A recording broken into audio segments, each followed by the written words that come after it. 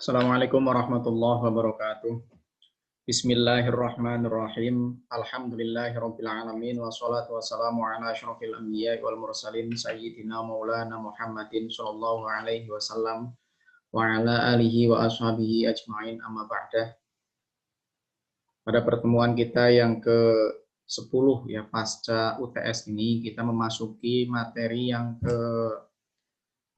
pasca UTS yang kedua ya pasca UTS, dan yang kedua ini merupakan materi yang nanti juga menjadi bagian dari materi yang masuk dalam UAS ya. Jadi nanti pas UAS itu materinya adalah materi-materi yang pasca UTS. Jadi materi yang sebelum UTS tidak akan saya masukkan ke dalam soal UAS. Semua yang saya masukkan ke soal UAS adalah materi yang pasca UTS ya, yaitu dimulai dari istihsan sampai terakhir pertemuan yang ke-7 pasca UTS atau menjelang UAS ya. Nah, materi kita yang kedua pasca UTS ini adalah istishab. Sebagaimana yang pernah saya sampaikan di awal, bahwa sumber hukum Islam itu terbagi menjadi dua. Ada yang mansus dan ada yang ghairu mansus. Mansus itu yang berdasarkan wahyu, yang ghairu mansus itu yang berdasarkan bukan wahyu. Yang mansus berdasarkan wahyu ada dua, Quran dan hadis. Kemudian yang ghairu mansus, yang bukan wahyu, terbagi menjadi dua. Ada yang disepakati oleh para ulama, yang kemudian disebut dengan muttafaq alaih, yaitu ada dua, qiyas dan ijma'. Sementara yang lainnya itu tergolong mukhtalaf fih. Ya, masih banyak perselisihan pendapat para ulama kaitannya dengan dijadikannya sebagai dalil hukum. Nah, termasuk istishab ini adalah dalil yang bukan berupa nas, ya, dan juga masih diperselisihkan oleh para ulama. Termasuk juga dalam menurut mazhab Syafi'i, ya, itu masih simpang siur kaitannya dengan istishab itu bisa dijadikan sebagai dalil. Ya. Dia hanya sebagai bukan dalil ya, tapi sebagai teori saja ya. Ada yang kemudian menetapkan sebagai dalil. Oleh karena itu masih banyak perselisihan pendapat para ulama kaitannya dengan istishab dijadikan sebagai dalil atau sumber hukum Islam. Kita akan, karena kelas ini adalah kelas bilingual ya, nanti di samping itu juga saya kirimkan nanti beberapa PPT-nya ya, tetapi ketika pertemuan ini saya lebih pada kaitannya dengan yang berbahasa Arab ya, karena ini kelas bilingual, jadi saya ajarkan, saya gambarkan bagaimana kemudian mengkaji literatur yang kemudian berbahasa Arab. Ad-Dalilul Hadiyah Asyarah di dalam kitab Al-Wajiz fi Usulul Fiqhi karangan Syekh Wahbah Az-Zuhaili almarhum al-Mafurlah ya. Dalil yang ke-11 ini urutannya itu istishab itu di urutan yang ke-11 ya. Kalau biasanya di urutan pasca istihsan ya. Jadi ijma' qiyas kemudian istihsan istishab. Nah, itu. Tetapi kalau di kitabnya Al-Wajiz ini di urutan yang ke-11 atau urutan terakhir ya, ditempatkan di posisi terakhir. Di dalam istishab ini akan dijelaskan tentang ta'rifuhu, pengertiannya, anwa'uhu, macam-macamnya, araqul ulama fihi, yaitu pendapat para ulama kaitannya dengan istishab dijadikan sebagai dalil hukum, kemudian al-qawaid al-fiqhiyah al-mabniyah alaihi, beberapa kaidah-kaidah fikih yang dibentuk dari metode istishab. Karena ada beberapa model kaidah fikih yang itu landasannya adalah istishab. Ta'rifuhu, kita masuk pada definisi tentang istishab. Al-istishab fil lughah tolabul musohabah. Istishab secara bahasa adalah tolabul musohabah. Musohabah itu kan persahabatan, ya, mencari persahabatan, mencari pertemanan, mencari kebersamaan. Itu secara bahasa. Wa indal usuliyin, menurut ulama-ulama usul fikih, yang namanya istishab adalah huwal hukmu bisubuti amrin au nafyihi fi zamanil hadir awil mustaqbal bina'an ala thubutihi au adamihi fi zamanil madhi li adami qiyamid dalil ala taghyirihi. Hukum yang ditetapkan atau hukum yang dinafikan pada zaman yang sekarang ini atau zaman yang akan datang karena didasarkan pada ketetapannya atau ketidakadaannya pada zaman yang lampau, selama tidak ada dalil perubahan itu. Ya. Jadi selama tidak ada dalil yang menunjukkan perubahan, maka dalil itu tidak ada kadaluarsanya, itu istilahnya seperti itu. Jadi dalil kaitannya dengan peristiwa hukum itu akan selalu terus ada, ya, akan terus ada sampai kemudian ada dalil sesuatu yang kemudian mengubah kaitannya dengan yang pertama. Ya, selama tidak berubah, tidak ada kadaluarsanya. Baru kemudian dinyatakan tidak berlaku lagi kalau kemudian ada sesuatu yang mengubahnya. Ya, ibaratnya kan banyak sekali undang-undang gitu ya. Selama undang-undang itu tidak ada revisi, tidak ada amandemen, ya, tidak ada pergantian undang-undang yang baru. Ya. Selama itu undang-undang itu masih terus ada. Ya. Termasuk tadi sedikit disampaikan bahwa ada Undang-Undang Nomor 1 Tahun 74 tentang perkawinan. Sampai saat ini belum ada lagi undang-undang tentang perkawinan, sehingga Undang-Undang Nomor 1 Tahun 74 itu kan sudah berusia berapa tahun ya, sudah lama itu. 1974 itu undang-undang perkawinan ada. Sampai saat ini undang-undang itu tidak direvisi-revisi. Dan karena tidak direvisi-revisi, tidak ada yang baru, maka Undang-Undang Nomor 1 Tahun 74 itu masih berkekuatan hukum dan bisa dijadikan sebagai dalil hakim, ya, hakim agama, hakim yang di pengadilan agama untuk memutuskan sebuah perkara tentang perkawinan berdasarkan undang-undang itu. Nah, selama belum ada dalil atau belum ada sesuatu yang baru, undang-undang yang baru untuk merevisi kaitannya dengan undang-undang itu, maka belum ada perubahan sama sekali, belum bisa diubah. Nah, ini namanya istishab namanya. Selama belum ada sesuatu yang dalil yang mengubahnya, maka selama itu tidak ada kadaluarsanya. Itu istilahnya seperti itu. Faiza sabata wujudu amrin masyakka fi adamihi hakamna bi baqaihi. Wa idza sabata adama amrin wa syakka fi wujudihi hakamna bi adamihi. Wa bina'an alaihi. Ketika ada sesuatu hal ditetapkan, ya, ditetapkan misalkan hukumnya A, kemudian ada keraguan ketidakadaannya, diragukan ketidakadaannya, maka bagi kita berdasarkan istishab, maka sesuatu itu tetap ada. Kenapa? Karena pada dasarnya sabata wujudu amrin, keberadaan hal itu masih ada, masih tetap ada. Sementara ketidakadaannya itu masih diragukan. Yaitu keraguan tidak bisa menghilangkan keyakinan. Itu kalau dalam kaidahnya ya, al yakinu la yuzalu bisyak. Keyakinan itu tidak bisa dihilangkan dengan hanya gara-gara keraguan saja. Jadi misalkan ada orang wudhu dan dia yakin sudah wudhu, berarti wudhunya ada pada orang itu. Kemudian dia ragu-ragu, ya, batal belum ya, batal belum. Ya, kentut apa belum. Nah, yang diragukan adalah kentutnya, tetapi dia sudah yakin punya wudhu tadinya. Cuma yang diragukan adalah kentut apa belum. Maka berdasarkan istishab, maka yang dipakai adalah masih memiliki wudhu. Karena syak tidak bisa menghancurkan keyakinan awal bahwa dia itu punya wudhu. Nah, itu contohnya. Wa idza sabata adama amrin wa syakka fi wujudihi hakamna bi adamihi. Kalau sesuatu itu ditetapkan tidak ada awalnya, sudah ditetapkan tidak ada. Kemudian diragukan adanya. Ya, diragukan adanya. Maka yang dipakai adalah ketidakadaannya. Ya, ketidakadaannya.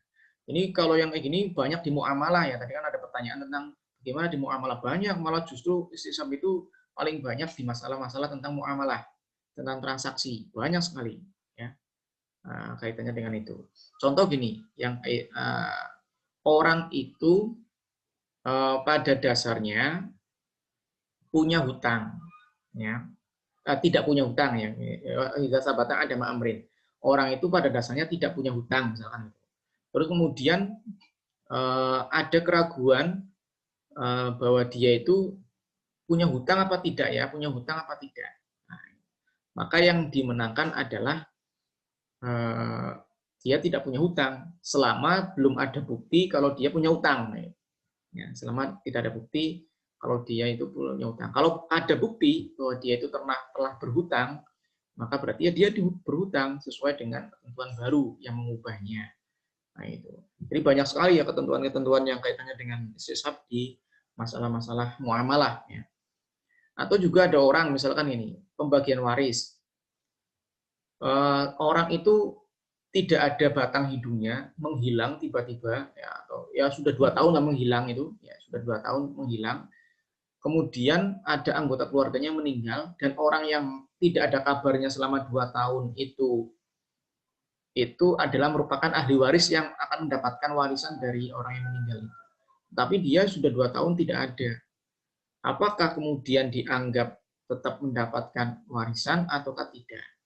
Maka berdasarkan istishab, ya, selama belum ada bukti bahwa dia itu meninggal dunia, ya, bahwa dia itu tidak ada bukti bahwa dia ditelan bumi, gitu, tidak ada bukti bahwa dia kecelakaan, meninggal dan lain sebagainya, maka orang itu dianggap tetap ada. Kenapa? Karena pada saat itu dia pergi dalam kondisi masih ada. Nah, sehingga dia dianggap tetap ada sampai kemudian ada bukti bahwa dia itu dilaporkan meninggal dunia, ya, oleh misalkan oleh pihak bandara yang kemudian maskapai penerbangan itu pada 2 tahun yang lalu itu terdapat nama si A misalkan gitu, atau apalah yang sekiranya itu bukti-bukti lain yang dapat membuktikan bahwa itu sudah meninggal. Maka kalau sudah ada bukti kayak gitu, maka dia tidak mendapatkan warisan ya karena sudah meninggal dunia.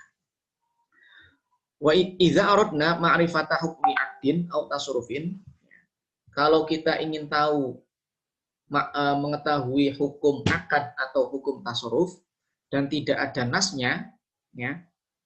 Bagaimana ini? Akadnya sah apa tidak ya? Tasarrufnya sah apa tidak ya? Mentasarrufkan harta ya. Dan dia tidak ada nas yang kemudian menghukumi kaitannya dengan akad itu atau kaitannya dengan tasarruf itu. Nah, ini kan berarti kan kaitannya dengan muamalah ya. Maka nahkumu bi ibahatihi binaan ala anal asla fil asya'i al ibahah. Maka kita hukumi bahwa sesuatu itu boleh.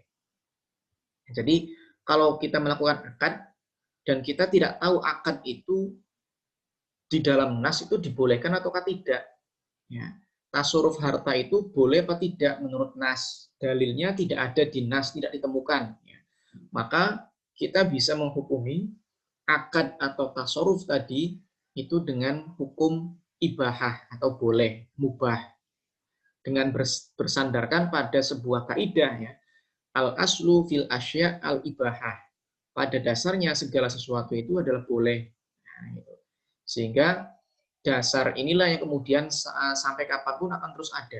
Bahwa setiap sesuatu itu pada dasarnya adalah boleh. Sampai kemudian ada dalil yang mengharamkan, ya, yang mewajibkan, dan lain sebagainya. Sampai ada dalil itu. Selama tidak ada dalil, maka asal bahwa segala sesuatu itu boleh, itu menjadi dasar. Dan itu akan terus ada, akan terus berhukum, hukumnya seperti itu. Wa idza urida ma'rifata wa idza urida ma'rifatu hukmi hayawanin au nabatin au jamadin au ta'amin au syarabin au amalin ma wala dalila ala hukmihi fin nusus yahkumu bi ibahati li anal ibahah yal aslu.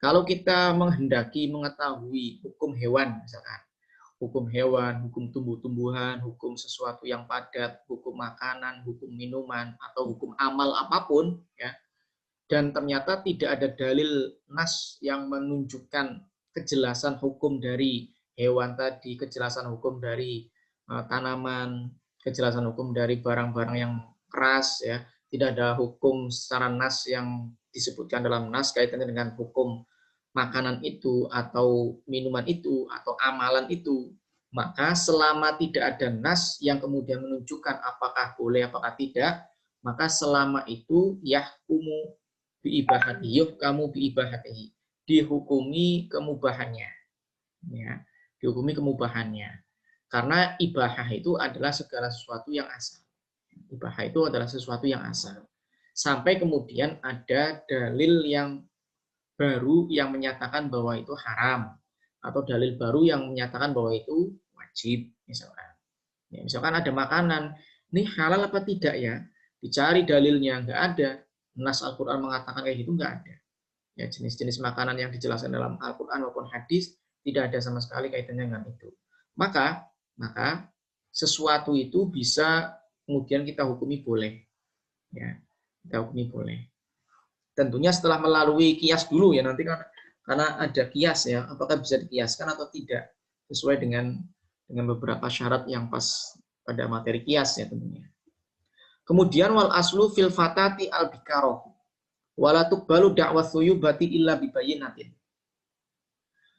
Kemudian pada asalnya seorang perempuan itu adalah perawan. Ini dasarnya ya. Jadi perempuan itu pada dasarnya selama dia tidak ada bukti adanya pernikahan, maka dianggap perawan.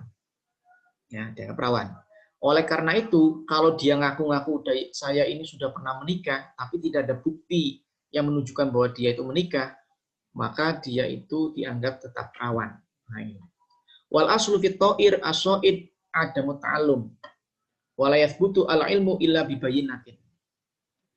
Dan segala asalnya dalam burung yang diburu itu, ya, burung yang buat buruan itu, dia tidak diajarkan. Ya, tidak diajarkan, tidak memiliki kemampuan ilmu. Ya. Kayak misalkan burung beo itu kan dia bisa mengikuti ucapan itu kan karena diajari ya.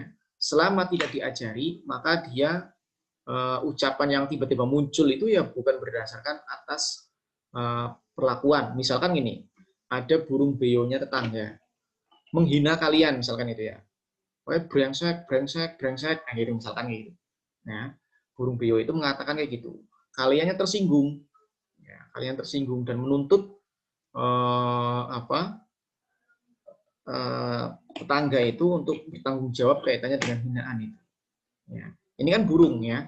Selama tidak ada dalil yang menunjukkan bahwa dia diajari untuk ngomong brengsek kepada tetangganya yang diomongi brengsek itu, maka burung itu dianggap tidak paham apa-apa. Sehingga tidak bisa dipersalahkan kaitannya dengan ucapan itu orang yang memiliki burung itu.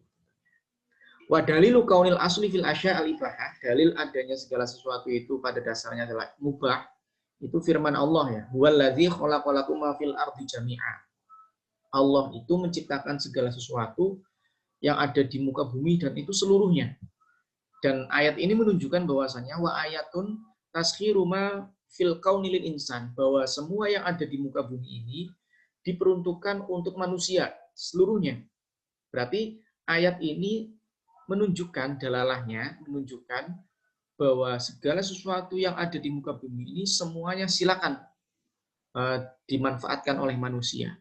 Dan tidak ada bahasa kemudian haram, kecuali apa yang haram, ya itu enggak ada, belum ada. Maka selama tidak ada dalil yang kemudian mengkhususkan bahwa itu haram, bahwa itu tidak boleh dan lain sebagainya, maka itu adalah mubah. Ini dalil bahwa segala sesuatu itu adalah mubah, ini ayat ini. Wala yakunu at-takhsis bin nas wa taskhiru lahum muhaqqiqan li faidatin illa idza kana mubahan lahum. Dan tidak ada selain diperuntukkan bagi manusia selain untuk menunjukkan arti mubah, bahwa semua apa yang ada di muka bumi ini milik atau bisa diperuntukkan untuk manusia. Nah, kata-kata diperuntukkan untuk manusia itu adalah tidak lain adalah sejatinya adalah mubah. Oleh karena itu ini beberapa hal yang kemudian mendasari bahwa segala sesuatu itu pada dasarnya adalah ibahah. Anwa'uhu, macam-macamnya istishab ya. Lil istishabi anwa'un, ada beberapa macam kaitannya dengan istishab. Yang pertama, istishabu hukmil ibahah al asliyah lil asya' allati lam yarid dalilun ala tahrimiha. Ada istishab itu hukum mubahnya itu tidak ada dalil kaitannya dengan keharamannya. Tidak ada dalil dalam keharamannya. Misalkan gini, kaitannya dengan menurut contoh ya ini ya, anal asla fil asya an-nafi'ah al-ibahah. Kama anal asla fil asya ad-darah wal muhrumah. Dalilul awal al-ayah as-sabiqah walladzi khalaqalakum ma fil ardi jami'a. Jadi ada istishab menetapkan sebuah hukum mubah pada asal segala sesuatu yang memang di dalam nasnya itu tidak ada keharaman kaitannya dengan sesuatu itu. Maka dihukumi mubah. Ya, dihukumi mubah. Berdasarkan ayat tadi. Walladzi khalaqalakum ma fil ardi jami'a. Kemudian ayat lain, ya, Qul man harrama zinatallahi allati akhraja li ibadihi wa thayyibati minar rizq. Itu juga termasuk dalil di antaranya. Wa qulhu subhanahu wa ta'ala al-yauma uhilla lakumut thayyibat. Pada hari ini saya halalkan untuk kalian segala sesuatu yang thayyibah. Yang thayyibah itu adalah matastatibuhu al-anfus, yang dianggap bagi tubuhnya itu baik, yang dikonsumsi itu baik, halal, thayyib. Nah, itu maka sesuatu itu akan terus bisa dikatakan sesuatu itu mubah. Ya.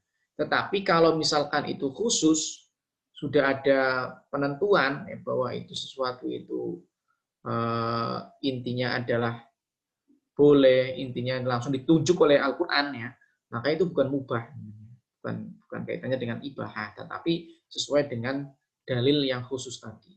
Wa dalilu kaunil asli fid dhari wal hurmah. Segala macam yang bahaya itu pada asalnya adalah haram. Segala macam yang bahaya itu sesuatu yang haram. Tapi ada ayat Al-Quran, ada sebuah hadis ya, la dororo wala diror. Aila yajuzu doror mutlakon wala muqabalatu doror bidoror. Jadi gini misalkan, ada bahaya, tetap bahaya itu kan harus dihilangkan ya, sebagaimana kaidah fikihnya gimana? Ad-dororu yuzalu ya. Bahaya itu, kemudorotan itu harus dihilangkan. Memang harus dihilangkan karena itu adalah sisi syariat. Jadi kemudorotan itu harus dihilangkan. Akan tetapi kalau kemudian dihilangkannya mudorot itu menimbulkan mudorot lain, maka harus dipertimbangkan kembali, tidak bisa dihilangkan begitu saja. Ya, maka bisa kemudian ditetapkan, ini berarti sebuah pengecualian ya, bukan kaitannya dengan istisab ini. Ya, tidak termasuk dalam istisab. Kenapa? Karena kalau istisab itu segala sesuatu yang dor, yang bahaya itu pada dasarnya adalah haram. Ya, pada dasarnya itu haram. Itu istisab. Ya, segala sesuatu yang bahaya itu pasti haram. Istisabnya seperti itu. Tapi ada dalil bahwa kalau itu dibuang, dihilangkan, maka akan ada bahaya lain. Ya, akan ada bahaya lain yang lebih besar daripada menghilangkan bahaya itu. Contoh misalkan, contoh lokalisasi misalkan ini ya, contoh saja. Lokalisasi itu misalkan di daerah itu sudah orang itu ke tempat lokalisasi itu sudah banyak dan banyak motif-motif yang ada di dalamnya. Apakah motif karena ekonomi, apakah motif karena hobi, apakah motif karena profesi, apakah motif karena kebutuhan dan lain sebagainya. Macam-macam orang motifnya terjun ke dunia di tempat lokalisasi. Terus kemudian lokalisasinya itu dibuang, dihancurkan atau ditutup. Ya, ditutup, tidak boleh beroperasi lagi, atau bahkan kemudian diratakan oleh tanah ya, oleh bulldozer misalkan kayak gitu, oleh pemerintah daerah misalkan. Nah, pada akhirnya orang-orang yang banyak motif tadi, motif terjun ke dunia itu karena butuh dengan adanya perbuatan itu, ya mungkin karena himpitan ekonomi, mungkin karena hobi dan lain sebagainya dengan motif banyak, ya, maka akhirnya karena dia butuh adanya tempat itu, tapi karena tempatnya sudah tidak ada, pada akhirnya dia mencari tempat baru. Nah, akhirnya tempat-tempat baru ini misalkan menyasar kepada kos-kosan, misalkan kos-kosan mahasiswa, didatangi oleh orang-orang yang biasa bergelut di dunia itu, tok-tok-tok misalkan ke pintunya itu, mau pesen nggak ya, kayak gitu. Pesan apa? Pesan kayak gitu. Ya, gitu. Akhirnya didatangi setiap kos-kosan itu dengan harga murah lah, diskon lah, apalah kayak gitu. Misalkan kayak gitu ya. Kemudian di terminal jadinya membludak lah hal-hal yang seperti itu. Di stasiun juga ada transaksi model kayak gitu. Hotel juga jadi tempat persinggahan transaksi seperti itu dan lain sebagainya. Akhirnya segala macam tempat-tempat publik itu akhirnya ada beberapa oknum-oknum yang belum terjerat ya belum kapok kaitannya dengan adanya lokalisasi yang sudah dibuang sudah ditutup itu. tapi malah merajalela kemana-mana. Nah, merajalela kemana-mana, ke tempat-tempat umum, ke posisi-posisi strategis kayak terminal, ya, terus kemudian stasiun, misalkan bahkan mungkin juga di gerbang kampus, misalkan kayak gitu, dan lain sebagainya, atau kos-kosan itu yang paling bahaya, maka itu ada bahaya yang lebih besar. Maka tempat lokalisasi itu bisa jadi harus dipertahankan. Kenapa? Karena supaya tidak merajalela kemana-mana, tidak mewabah kemana-mana. Cukuplah adanya kemaksiatannya di satu titik saja, atau satu tempat. Tidak perlu ada di tempat-tempat umum adanya kemaksiatannya. Itu merupakan bagian dari pengecualian ya dari. Kemudian yang kedua, istishabul adam al asli, awil baro'ah al asliyah fil ahkam syar'iyyah. Yaitu kalau tadi kan menetapkan adanya sesuatu berdasarkan tingkat sesuatu itu adalah boleh. Nah, sekarang meniadakan sesuatu, menetapkan ketiadaannya sesuatu yang memang pada asalnya tidak ada, atau membebaskan sesuatu yang memang asalnya tidak terikat ya, dalam hal hukum syarak. Seperti misalkan hukum dibebaskannya tanggungan seseorang dari mukallaf, dari hak-hak yang diruntut yang sudah ditetapkan padanya. Ya, misalkan sampai kemudian ada dalil syar'i yang menunjukkan pada kemukallafan. Contoh ini, ada orang usianya sudah 12 tahun, ya, 12 tahun. Selama padahal kan baligh itu kan minimal 9 tahun. Ini bisa jadi kemungkinan 12 tahun itu sudah baligh. Misalkan sudah wajib sholat, misalkan. Tetapi belum ada dalil yang menunjukkan bahwa dia itu baligh. Tanda-tanda baligh kan 3 ya. Ada ihtilam, ya ini biasanya terjadi di laki-laki ya. Sebenarnya pada satu sisi perempuan juga bisa mengalami kaitannya dengan itu ya. Terus kemudian kaitannya dengan tanda-tandanya baligh lagi adalah bagi perempuan adalah haid ya. Dan semuanya minimal 9 tahun Hijriah. Kalau tidak mengalami ihtilam, mimpi basah, dan juga tidak mengalami haid, maka patokan hukumnya adalah 15 tahun. Nah, gitu.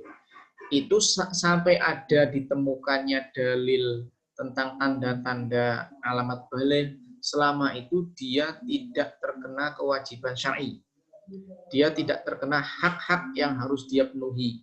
Nah, gitu. Fa idza da'a syakhsun ala akhor dainan. Misalkan ada orang mengaku bahwa dia itu punya hutang kepada orang lain. Saya punya hutang ya pada orang lain itu. Fa alaihi iqamatud dalil ala syughli zimmatil madin bihadzal dain. Maka harus ada bukti ya bahwa dia itu memang betul-betul hutang. Ya. Jangan sampai kemudian dia mengaku hutang tapi dia maka pada dasarnya orang itu tidak ada hutangnya gitu, pada dasarnya. Sampai kemudian ada dalil bahwa dia itu memang terlepas dari yang namanya hutang atau tidak ada hutang. Pada dasarnya dia lepas dari hutang ya, karena dia pada dasarnya tidak punya hutang, tapi dia mengaku kalau dia punya hutang. Maka hal ini harus berdasarkan dalil ya. Kalau dia memang punya hutang sekian, pada saat kapan kemudian dia berhutangnya, pembicaraannya dan lain sebagainya. Oleh karena itu, inilah namanya istishab yang bagian yang kedua. Kemudian juga misalkan ada orang wajib berpuasa di bulan Ramadan. Kewajiban puasa di bulan Ramadan itu selama ada dalil yang menegaskan bahwa bulan Ramadan sudah selesai, sementara masuk tanggal 1 Syawal, misalkan gitu. Mewajibkan untuk atau juga mewajibkan untuk puasa Ramadan, mengakhirkan bulan Syakban untuk masuk tanggal 1 Ramadan sampai ada dalil kaitannya dengan itu. Nah, sehingga disinilah kemudian ditetapkan hukum istishab. Selama tidak ada dalil, maka hukum yang asal itu menjadi berlaku terus. Dan bagian yang dua ini, 1, 2 itu muttafaq alaih ya, disepakati oleh para ulama. Kemudian ada yang ketiga, istishabu ma dalal aqlu wa syar'u ala thubutihi wa dawamihi. ada istishab menetapkan sesuatu yang didalili oleh akal dan oleh syara. Apakah itu kaitannya dengan penetapannya atau keterusannya. Misalkan subutul milki inda wujudi sababihi wa wal aqdu. Tetapnya kepemilikan ketika adanya sebab itu ada akad. Jadi ada akad yang mengakibatkan dari akad itu dia memiliki barang, ya, memiliki sesuatu.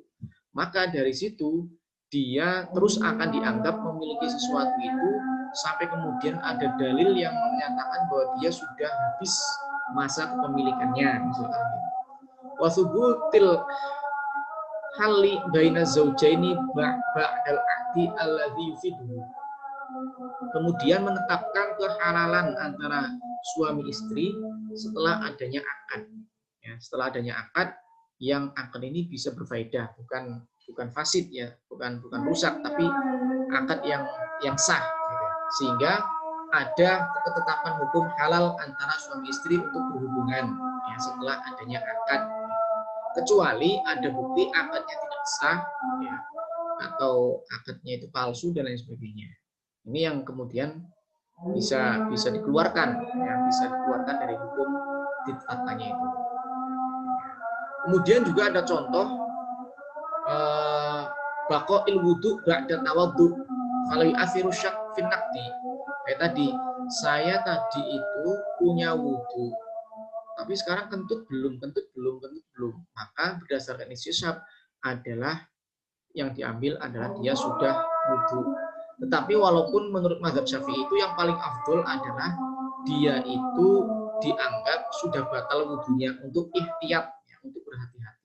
Tetapi bisa juga menggunakan istishab, yaitu pada dasarnya dia itu punya wudu, tetapi dia ragu bahwa dia itu kentut atau belum, sesuatu yang membatalkan wudu tadi.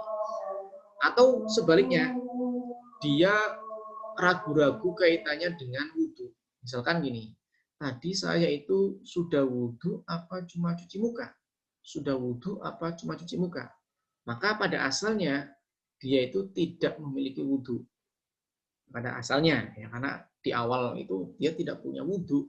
Kemudian diragukan, tadi sih sekalian wudhu apa cuci muka? Nah, itu. Maka yang seperti itu al-yaqinu la yuzalu bisyak. Ya, seperti itu. Maka istisabnya adalah dia bagi contoh yang pertama berarti dia masih punya wudu. Kemudian contoh yang kedua berarti dia tidak memiliki wudu. Itu berdasarkan materi atau teori tentang istishab. Ya. Itu menetapkan sesuatu pada yang lama sampai kemudian ada dalil baru yang kemudian mengubahnya. Ini kaitannya dengan macam-macam istishab. Sekarang selanjutnya kaitannya dengan pendapat para ulama kaitannya dengan kehujahan istishab. Al-istishab yu'malu bihi idza lam yujad dalilun akhar. Istishab itu bisa digunakan ketika memang tidak ada dalil lain yang menjadikan itu adanya perubahan. Selama tidak ada dalil, maka istishab itu bisa digunakan, bisa dilakukan. Fahuwa akhiru madaril fatwa. Wa wal hukmu ala syai'i bima kana sabitan lahu ma dama lam yakun dalilun yughayyiruhu.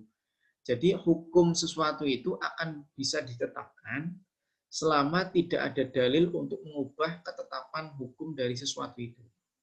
Fayakumu bibaqa'i hayatil insan wa tasyihu tasarrufatihi hatta yaquma dalilu ala wafatihi. Sehingga ada hukum bahwa ditetapkannya kehidupan manusia sehingga sahnya dia dalam mentasrufkan hartanya. Sampai kemudian ada dalil bahwa dia itu sebenarnya sudah meninggal dunia. Sudah meninggal dunia. Maka kalau sudah ada dalil bahwa dia itu sudah meninggal dunia, sementara misalkan kemarin atau tadi baru saja itu dilakukan oleh orang itu, ya maka tidak bisa dituntut karena yang dalil yang dia itu sudah meninggal itu dijadikan sebagai dalil. Jadi nggak bisa kemudian sudah meninggal kayak gitu misalkan, itu tidak bisa karena ada unsur lain yang kemudian menggantikan posisi hukum yang sebelumnya. Wa yaqumu bi baqa'i zaujiyati idza lam yahdus dalilun yadullu ala intihaiha. Dan tetap ada sifat suami istri, ada tetap pernikahan, sisi pernikahan antara suami dan istri selama tidak ada dalil bahwa pernikahan itu sudah selesai. Ya, tidak ada dalil bahwa pernikahan itu sudah selesai. Kapan mengucapkan kalimat talaknya itu harus ada saksinya. Karena kalau tidak berarti dianggap dia itu masih memiliki hubungan antara zaujiyah, antara suami dan istri tadi. Kemudian ulama-ulama yang kaitannya dan kehujahan istishab itu ada beberapa pendapat para ulama, terbagi menjadi dua. Ada kelompok ulama mutaakhir dan kelompok ulama-ulama Hanafiyah. Ini sudah juga dijelaskan di makalah, ya, pemateri makalah tadi disampaikan kaitannya dengan istishab itu dipandang dari dua pendapat para ulama, yaitu ada yang dikelompokkan dalam ulama mutaakhir dan ulama mazhab Hanafi. Yang mereka nyatakan bahwasanya istishab itu adalah hujjah lidaf'i wa nafi. Hujjah untuk menolak dan menafikan saja. Lalil isbat wal istihqaq, tidak untuk menetapkan dan menyatakan. Jadi istishab itu menurut ulama mutaakhirin dan ulama-ulama Hanafiyah hanya bisa digunakan sebagai hujjah, sebagai dalil untuk penolakan saja. Ya, penolakan atau penafian, tidak pada pengisbatan. Ya. Tidak pada pengisbatan. Dia hanya pada sesuatu yang menafikan saja atau sesuatu yang menolak saja. Ya, jadi selama itu maka itu istishab. Tapi kalau untuk menetapkan tidak. Istishab tidak kuat untuk menetapkan sebuah hukum atau menyatakan sebuah hukum tidak. Tapi kalau menafikan iya cukup kuat. Ya, kalau menafikan itu cukup kuat. Tapi kalau menyatakan, mempositifkan itu tidak. Tapi kalau menegatifkan iya masih diakui. Ai annahu yasluhu hujjatan lidaf'i ma laisa bitsabatin. Jadi istishab itu ya, menurut ulama mutakhirin dan mazhab Hanafi itu mengatakan bahwa hujjah itu tidak layak untuk menolak sesuatu yang memang tidak tetap. Sesuatu yang tidak tetap. Lalis batihi, bukan karena ketetapan sesuatu itu, bahwa yasluhu li ayat fa'abihi manidda'ata ghairal hal. Yaitu patutnya sesuatu, ya, patutnya sesuatu dikarenakan untuk menolak sesuatu yang mendorong dia itu berubah kondisinya. Ya. Libqa'il amri ala kana, untuk menetapkan sesuatu berdasarkan pada mulanya, pada awalnya. Jadi misalkan ini tadi ya, menetapkan wudhu pada seseorang yang ragu-ragu dalam batalnya wudhu.